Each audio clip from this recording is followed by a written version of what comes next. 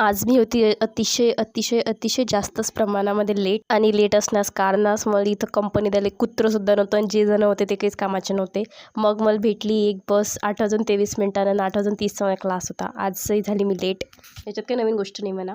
ते झाल्यावर मग आम्ही झालं, पहिलं लेक्चर झालं, दुसरं लेक्चर झालं. दुसऱ्या लेक्चरमध्ये फिजिक्सच्या सरने कॉन्सेप्ट सांगितला. म्हटलं चला आपण ते प्रॅक्टिकली ट्राय मारू. तर आम्ही काय केलं, एक पेज ह्या बुकचं, एक पेज त्या बुकचं, असं टाकलं. पूर्ण पेजेस 300 पेजेसच्या बुक होत्या आणि वळलं तर त्याला काहीच नाही निघे.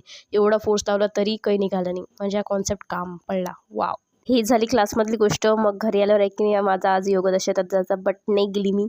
ही वेगळी गोष्ट आहे. मग लाडू गेला. लाडू म्हणे चालतं काय, बट मी ऑफर ठुकरावून टाकली.